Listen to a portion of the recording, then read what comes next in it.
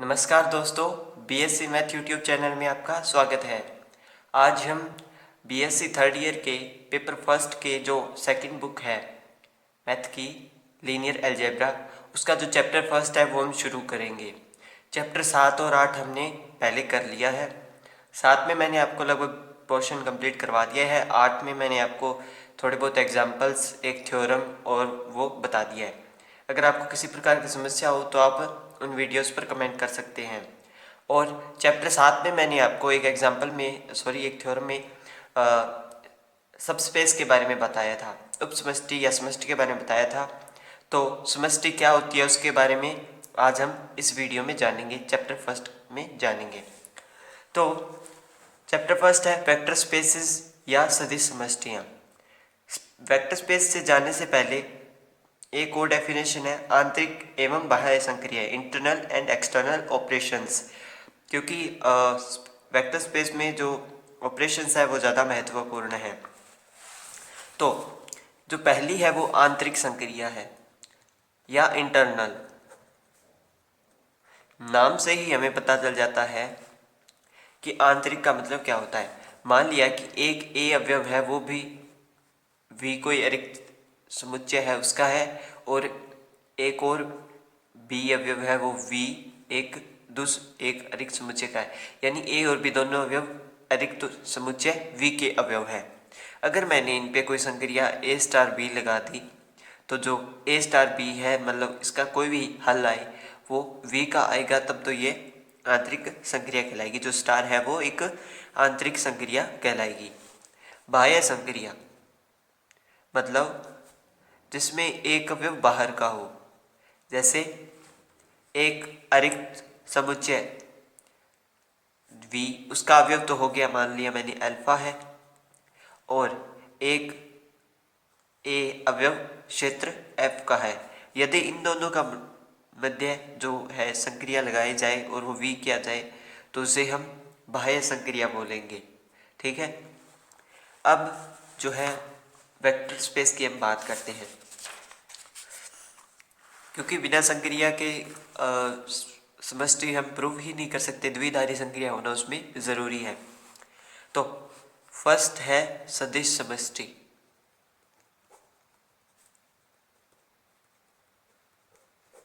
सदिश समष्टि क्या होती है?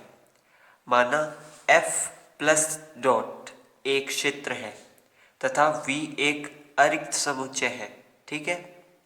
तो निम्न परिभाषित संक्रियाओं सदिश और सदिश योग और अदिश गुणा, यानी सदिश योग जैसे प्लस के लिए जो अल्फा कोमा बीटा है, ये दोनों मैं सदिश मानूं, अल्फा प्लस बीटा अगर वी का आ गया, तथा अदिश गुणा यानी डॉट, उसके लिए स्केलर ले रहा हूँ, ए एफ का और एक अल्फा जो है वो वी का, तो ए अल्फा वो वी का।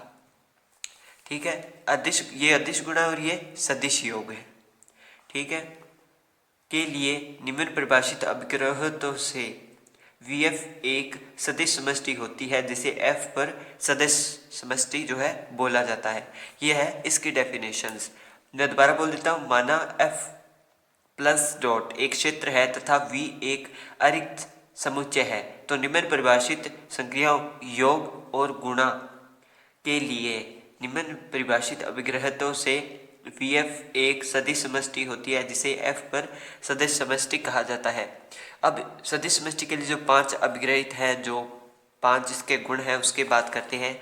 पहला जो गुण है अभिग्रहित है वो है V प्लस। यहाँ पे V प्लस की बात हो रही है, वो है अबेलियन ग्रुप होना चाहिए, यानी वो सहचारी, क्रम विनिमय, तत्समकी और नेगेटिव एलिमेंट, ये सब उसमें मौजूद होना चाहिए। दूसरा जो है अदिश गुणन सदिश योग का बंटन करता है। अदिश गुणन सदिश योग का बंटन करता है। मतलब ये मैंने स्केलर ले लिया और ये जो मल्टीप्लाई है वो भी अदिश है। उसके बाद मैंने 2 सदिश अवयव लिए और सदिश योग के साथ, तो ये ए डॉट अल्फ़ा प्लस में बी डॉट अल्फ़ा में टूट गया। नहीं, ये गलत कर दिया मैंने। ए डॉट अल्फ़ा प्लस में ए डॉट बीटा, ठीक है, ये इन दो में टूट गया है। तो अदिश गुणा ने सदिश योग का जो है वो बंटन कर दिया है। तीसरा जो है वो है सदिश गुणा अदिश योग का बंटन करता है। सदिश गुणन अदिश योग का बंटन करता है। ये जस्ट उसका उल्टा हो जाता है, ठीक है। तो अदिश जो है मैंने दो ए प्लस बी अदिश योग ये ले लिया, और मल्टीप्लाई में जो ये है वो सदिश गुणा, तो ये ए डॉट अल्फ़ा प्लस में बी डॉट अल्फ़ा। तो ये अदिश योग का जो है बंटन हो गया है। चौथा जो अभिरहित है वो है अदिश गुणन सहचारी होता है। गुणन सहचारी होता है। तो ए डॉट बी का मल्टीप्लाई अल्फ़ा के साथ, तो ये होना चाहिए A dot B dot alpha. हम जानते हैं कि जो ये ए बी अवयव हैं वो एफ से आते हैं। एफ एक क्षेत्र होता है और क्षेत्र में जो है सहचार्यता लागू होती है, तो वहाँ से हम इसे सहचार्य प्रूव कर सकते हैं। पांचवी जो चीज़ है वो है कि एक एलिमेंट या तत्समक एलिमेंट है जो योग का, वो एफ का मल्टीप्लाई के लिए होता है तत्समक 1, क्योंकि इसका किसी के साथ मल्टीप्लाई करो वही चीज़ आ जाती है। सेम है अल्फ़ा जो अवयव है वो वी का है। अगर इन दोनों का मल्टीप्लाई जो है वो वी का आ गया, यानी अल्फ़ा जो है वो वी का आ गया, तब जो है हम जो वी एफ को एक सदिश समष्टि बोलेंगे, जिसे हम एफ पर सदिश समष्टि बोलते हैं, ठीक है। तो ये तो हो गई सदिश समष्टि की बात। इसके बाद आपको ये समझाने के लिए एक एग्जाम्पल नंबर 6 है, तो हम एग्जाम्पल नंबर 6 पे चलते हैं। एग्जाम्पल तो और भी हैं, लेकिन इसमें आपको जो है पूरी डिटेल में मैं आपको इसमें समझा दूंगा। तो एग्जाम्पल नंबर 6 में हमें क्या कहा है? एग्जाम्पल नंबर 6 में हमें बोला है कि धनात्मक वास्तविक संख्याओं का समुच्चय r प्लस, यानी जिसमें सिर्फ पॉजिटिव वैल्यूज़ हों, वास्तविक संख्याओं के क्षेत्र r पर निम्न प्रकार परिभाषित सदिश योग तथा अदिश गुणन संक्रियाओं के सापेक्ष एक सदिश समष्टि है। यानी हमें इसे सदिश समष्टि प्रूव करना है, वेक्टर स्पेस प्रूव करना है, और हमें इसने जो है ये संक्रियाएं इसमें दे रखी हैं। अभी अगर x प्लस वाई होगा तो ये किस में कन्वर्ट होगा, और a डॉट एक्स होगा तो ये किस में कन्वर्ट होगा, और ये जो है बता दिया अभी अवयव कहाँ कहाँ से आ रहे हैं। तो हमें जो है r प्लस r को एक जो है सदिश समष्टि इसमें प्रूव करना है। तो सदिश समष्टि प्रूव करने के लिए पहले तो हम इन दो अपग्रहितों को लिख लेते हैं। जो पहला है R X plus Y is equal to X Y, जहाँ पे जो फोर और एक्स और वाई है वो के सारे आर प्लस से ले रहे हैं। उसके बाद ए डॉट एक्स है वो होगा ए एक्स की पावर में चला जाएगा ए।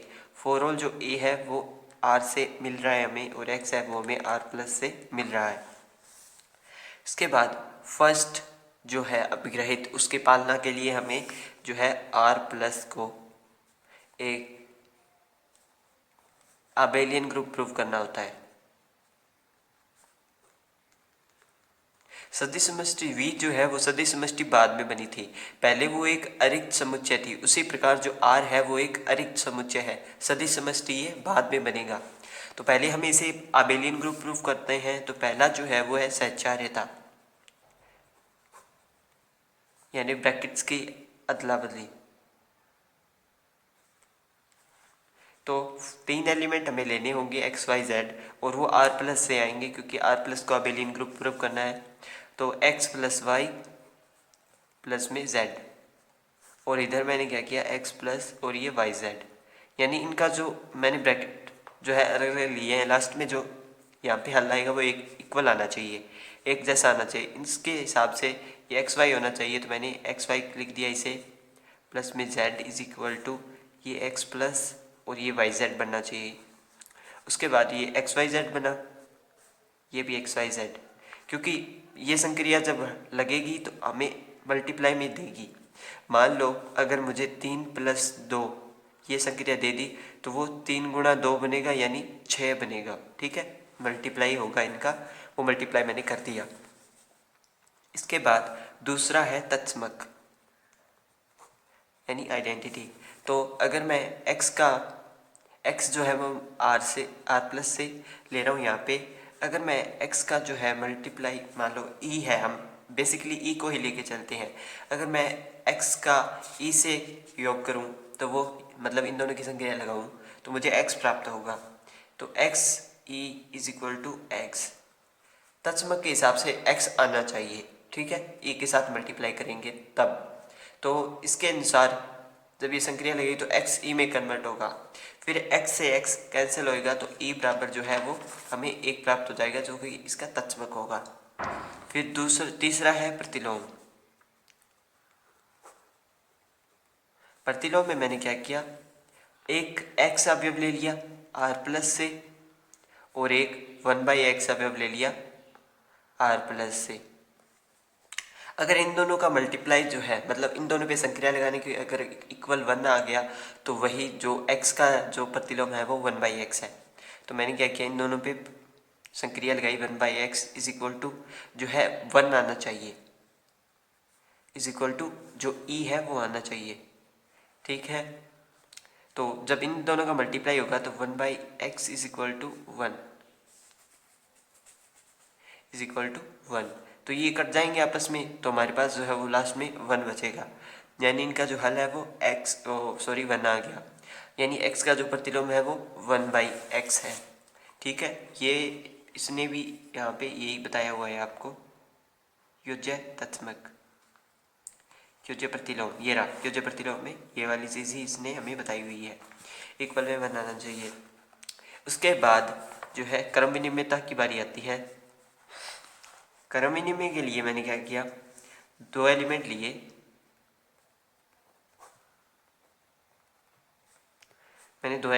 x y r+ के।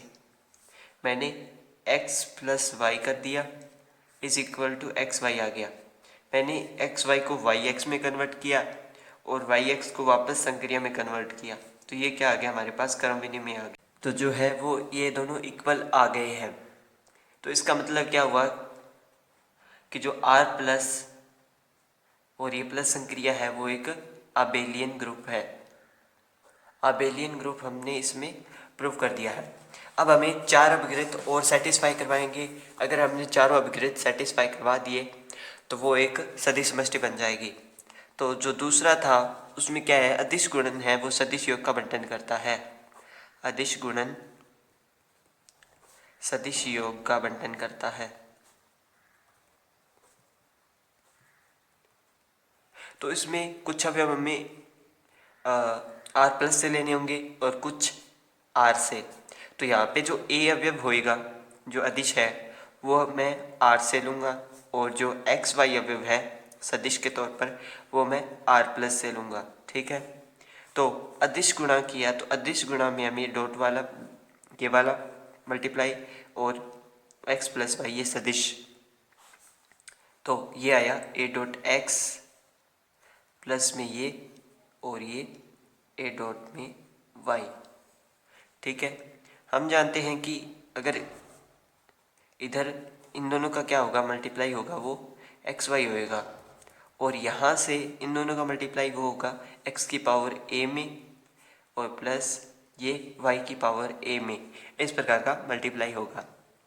अब इस डॉट से हम जानते हैं कि ये इसकी पावर में चला जाएगा। ठीक है, यानी एक्स वाई की जो पावर है वो a बन जाएगा, और इधर से हम जानते हैं कि x a और ये y a में कन्वर्ट हो जाएगा। तो हम देख रहे हैं कि ये जो दोनों वैल्यूज़ हैं वो इक्वल है। ठीक है, तो इसका मतलब जो है अदिश गुणन सदिश योग का बंटन करता है। एक मेथड ये है, दूसरी मेथड ये है कि आप इन चीज़ों को लेके चलो और इक्वल में जो है इसे प्रूव कर दो। देखिए जैसे बुक में किया हुआ है कि a.x प्लस a.y, आप इस चीज़ को प्रूव कर दो। एक या आप ये मेथड भी कर सकते हैं और आप ये वाला मेथड भी कर सकते हैं, कोई भी मेथड आप इसमें से कर सकते हैं। जो तीसरा है इसमें वो है सदिश गुणन अदिश योग का बंटन करता है, अदिश योग का बंटन करता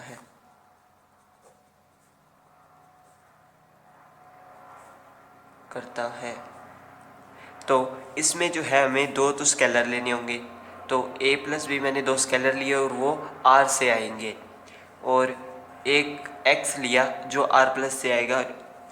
अब इसमें क्या है कि इन दोनों का मल्टीप्लाई अलग अलग होगा। देखिए बुक में भी इसने भी अलग मेथड यूज़ किया है। मैं बुक के मेथड से बुक का मेथड आपको नहीं करवा रहा, मैं अपनी मेथड से आपको करवा रहा हूँ जो मुझे बताया हुआ है। तो a dot X plus B dot X, यानी ये इन दोनों का इसने बंटन कर दिया है। बीच में प्लस था तो प्लस आ गया, ठीक है। और प्लस जो है वो पहले सीधा प्लस था, बाद में वो जो है हमने संक्रिया दिया उसके हिसाब से हमने उसको चेंज कर लिया। अगर इसके हिसाब से देखें तो ये x की पावर में a प्लस बी आना चाहिए, लेकिन यहाँ पे क्या होगा, यहाँ पे होगा कि ये x की पावर a में चला जाएगा और ये प्लस में b की पावर x की पावर में b चला जाएगा, ठीक है। यहाँ पे क्या होगा, इस मल्टीप्लाई के अनुसार x डॉट a और x डॉट b। अब आपको लग रहा होगा ये इक्वल नहीं है, लेकिन ध्यान से देखने पर आधार समान है तो घातें जुड़ जाती है, वो वाली मेथड यहाँ पे यूज़ होगी। तो X A plus B is equal to X A plus B आ गया, ये दोनों इक्वल आ गए, यानी हम इसको इनमें कन्वर्ट कर सकते हैं। तो देखिए इसने जो है बुक में इसको कन्वर्ट भी कर दिया है, यानी एक्स ए प्लस बी दोनों को अलग अलग किया, उसके बाद ए प्लस वाला आ गया और इसको फिर ये मल्टीप्लाई में इसने कन्वर्ट कर दिया। चौथी जो चीज़ है अदिश गुणन जो है सहचारी,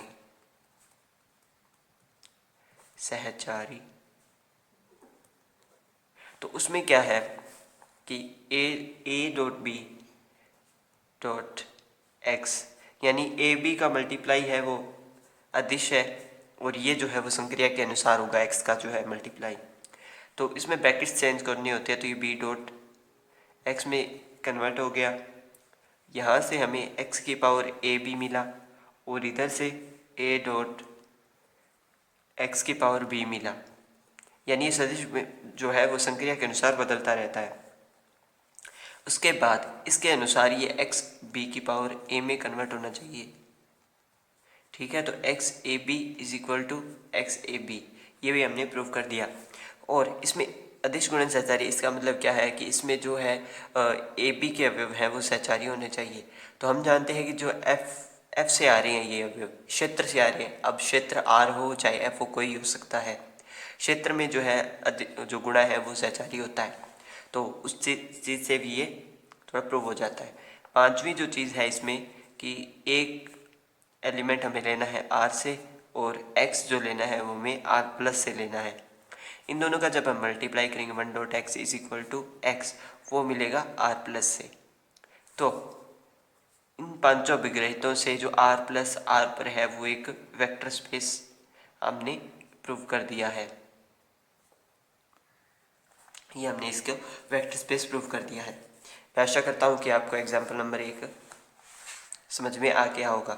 अब हम बाकी एग्जाम्पल करेंगे 2, 1, 2, 3, 4।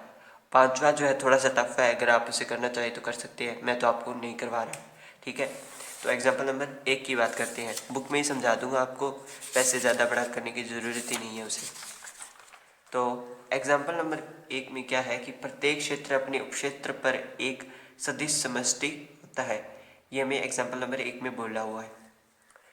तो सबसे पहले तो हमें एक क्षेत्र मानना पड़ेगा F, तथा H है वो इसका उपक्षेत्र है, ये हमने मान लिया, ठीक है। तब F सदिशों का समुच्चय और H अदिशों का समुच्चय है, क्योंकि जब हमने एग्जाम्पल नंबर 6 प्रूव किया तो हमने जो है R को अदिशों का समुच्चय माना है और R प्लस है उसमें सदिश थे। उसी प्रकार हमने जो है F को अदिशों का समुच्चय मान लिया और H को सदिशों का समुच्चय मान लिया है।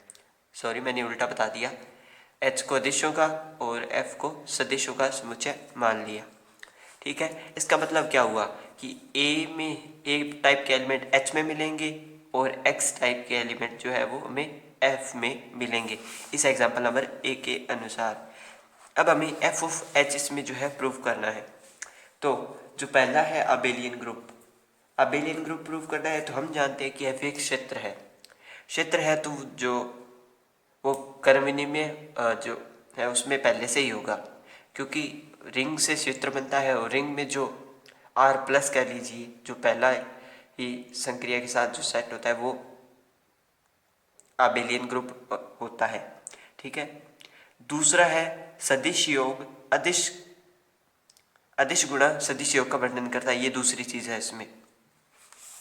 तो इसमें अदिश योग, सॉरी मैं मिस्टेक कर रहा हूँ, अदिश गुणन जो है वो सदिश योग का वर्णन करता है। ये देखिए ये अदिश गुणन है वो सदिश योग का वर्णन कर रहा है ए अल्फा प्लस में ए बीटा में। एग्जाम्पल नंबर 6 की तरह ही है इसमें। और क्षेत्र में ये बंटन किस प्रकार होगा, क्योंकि क्षेत्र जो एफ है उसमें बंटनता गुणधर्म लागू होता है, उसके अनुसार इसने किया है। उसके बाद है विसदिश गुणन जो है वो अदिश योग का वर्णन करता है।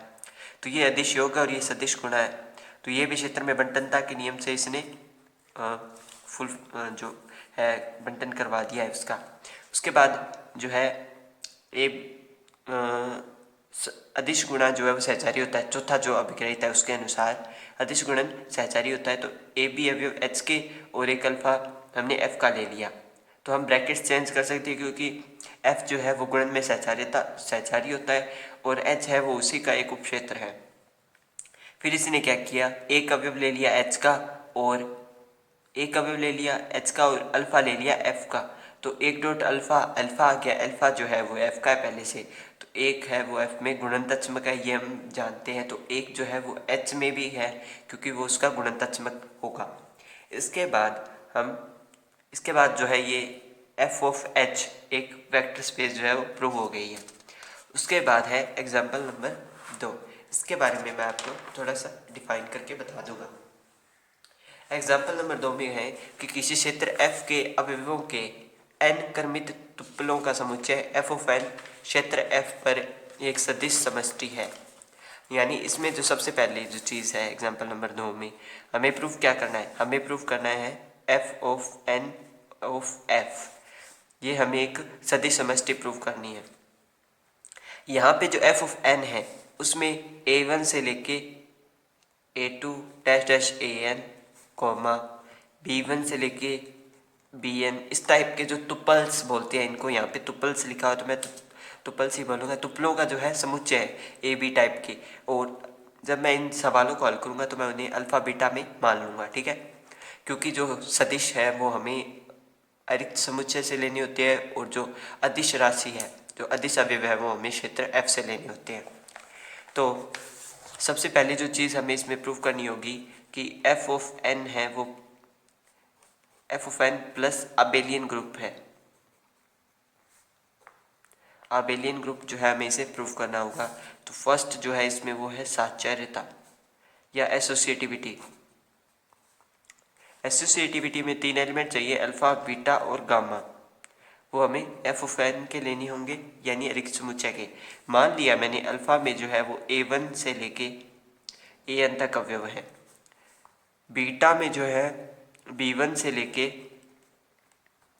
bn तक अवयव है, और गामा में जो है c1 से लेके c2 डैश डैश cn तक जो है जो अवयव है उसमें मौजूद है। अब हमें इनका मल्टीप्लाई करना होगा। तो मल्टीप्लाई नहीं, सॉरी, हम योग के लिए कर रहे हैं तो योग करते हैं, ब्रैकेट्स की अदला बदली होगी इसमें। तो मैंने अल्फ़ा को अलग रख लिया है और बीटा और गामा है वो उन्हें एक अलग ब्रैकेट में रख लिया है। वैल्यूज़ पुट करते हैं।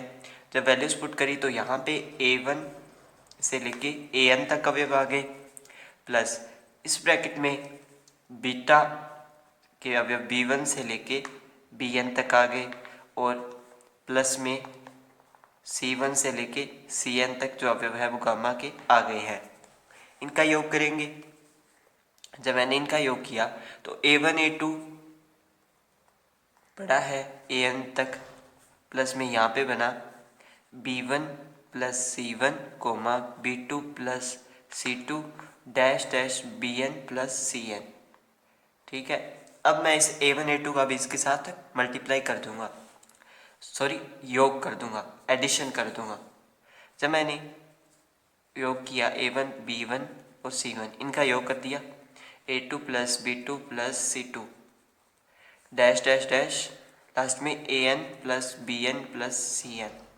यहाँ पे अभी तक मैंने कोई ब्रैकेट्स एक्सचेंज नहीं किए हैं, लेकिन अब जो है वो ब्रैकेट्स को एक्सचेंज कर दूंगा। पहले यहाँ से जो B1 प्लस C1 थे इनके साथ ब्रैकेट था, अब मैं उसे A1 B1 में बदल दूंगा, यानी A1 प्लस B1 जो है वो एक ब्रैकेट्स में है, प्लस में C1 अलग, A2 प्लस B2 एक ब्रैकेट में है, प्लस में C2 अलग, dash dash dash AN plus BN एक ब्रैकेट में, प्लस में CN। क्योंकि सहचार्यता में यही होता है कि आप ब्रैकेट्स को किस प्रकार चेंज कर रहे हो। अगर वो वैल्यूज लास्ट में इक्वल आ जाती है तो इसका मतलब है वो इक्वल है। तो इसके अनुसार अब ये जो है ये अल्फ़ा प्लस बीटा हो गया, यानी अल्फ़ा प्लस बीटा और गामा अलग रह गया ब्रैकेट के बाहर, तो FN जो है वो सहचारी हो गया। ये तो सहचार्यता की बात हो गई। अब इसके बाद में योज्य तत्समक, योज्य तत्समक योग के लिए आइडेंटिटी। तो ई में मैंने अवयव माने 0 से लेके 0n तक, क्योंकि योग के लिए 0 ही जो है वो तत्समक है, तो मैंने 0 को ही मान लिया यहाँ पे। और अल्फ़ा में जो अवयव मैंने माने वो A1 A2 से लेके AN तक अवयव मान लिए हैं, बिलोंग करेगा F(n) में। ठीक है, अब इन दोनों का योग करता हूँ तो A1 A2 dash dash AN plus में 0 0 0 0 तक योग किया तो इक्वल में अल्फ़ा आना चाहिए, यानी यही वाले एलिमेंट जो है यहाँ पे आने चाहिए। तो मुझे यही वाले एलिमेंट मिलेंगे, क्योंकि 0 के साथ कोई भी चीज़ जोड़ दो वही मिलेगा। तो यहाँ पे मुझे A1 A2 से लेके AN तक अवयव मिल गए। इसका मतलब जो है योज्य तत्समक इसमें विद्यमान है, या 0 ही है जो इसका योज्य तत्समक है। ठीक है, अब योज्य प्रतिलोम की बात करते हैं।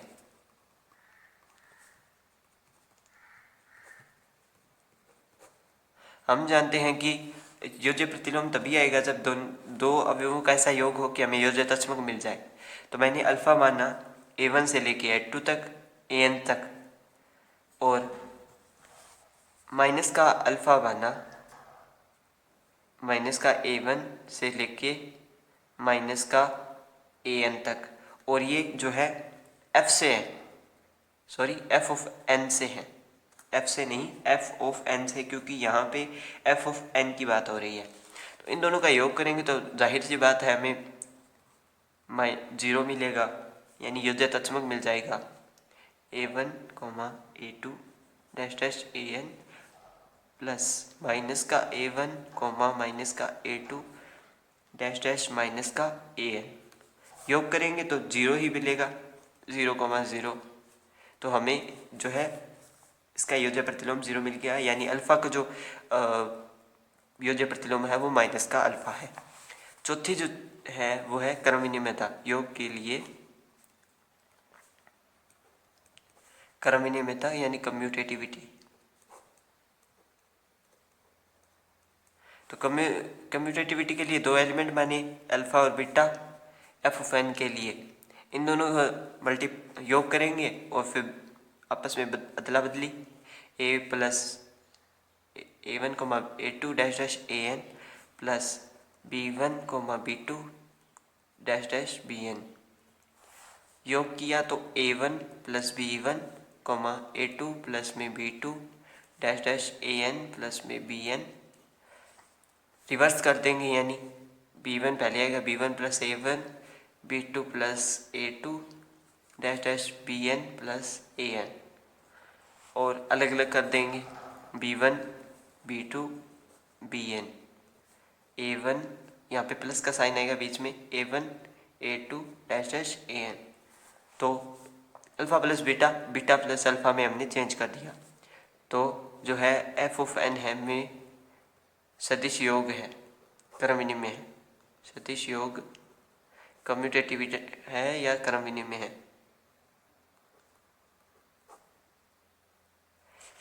अब इसका जो हमने पहला अभिग्रहित है वो तो सेटिस्फाई करवा दिया। अब दूसरे की बारी है। दूसरे अभिग्रहित में हमें जो है अदिश गुणन सदिश योग का बंटन करता है। दूसरा अवग्रहित, अदिश गुणन सदिश योग का बंटन करता है।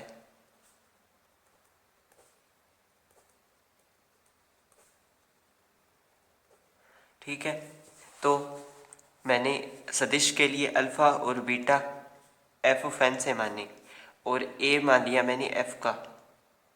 ठीक है, यानी क्षेत्र से ए जो है मैंने ले लिया।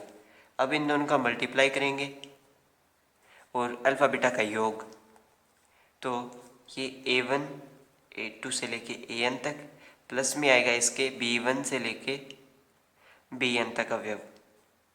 हमें इनको योग करना है तो पहले योग करते हैं। तो योग करने पर A1 plus B1 comma A2 plus B2 dash dash AN plus में BN आ गया।